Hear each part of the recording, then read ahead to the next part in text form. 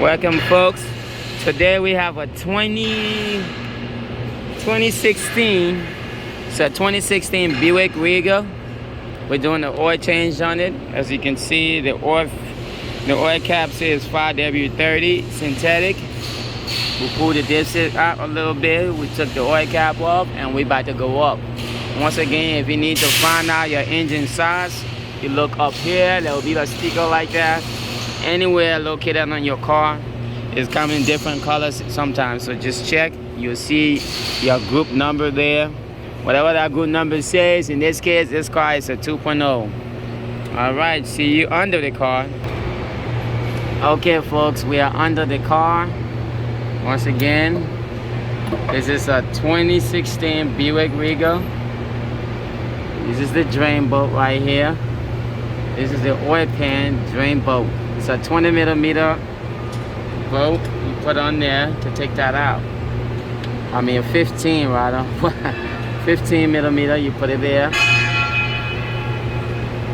Like I said, this is like a little ratchet. You can get this out of a $20 toolbox from a parts store. It comes in there with all the socket you would need to do an oil change on this car. This is an oil claw. This right here is called a claw. It's an oil claw. You can get this for like $6. Oil claw. You put it on your oil filter like this. Since I'm alone, so no one's holding my camera, so I had to break loose everything by myself because I'm using one hand. But once you snatch this on, you put the ratchet through the little hole right there, and you break it loose. It comes loose just like that. That's all you gotta do for this car to do the oil change.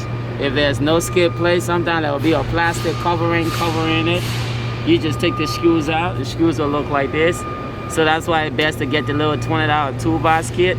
Because if you want to get your skid plates out, you pay. So I'm gonna take the oil thing out. Get the oil drained out of it. See, this oil is dark though, so the oil change is way past due. And that's how it's gonna look. You just take the new one, you screw it on by hand. Sometimes it's a good idea to rub your hands around here just to check to make sure there is no gasket. When I say gasket, it will be like the little black thing on the filter. Sometimes it gets stuck to it. When it gets stuck to it, you put your new filter on top of it. Your car gonna leak oil. Okay, since I already break this loose, I'm just gonna unscrew it and let the oil drain and go get the oil. If you're working in the driveway, be careful. Try not to spill the oil, because spilling the oil is bad for the landfill. Always take your oil to the local parts store to recycle. In any parts store, they recycle oil there. So you take your old oil to the parts store and recycle them. Okay, that's that. I'm gonna take the dirty gloves off. I'm gonna grab the new filter so I can show you.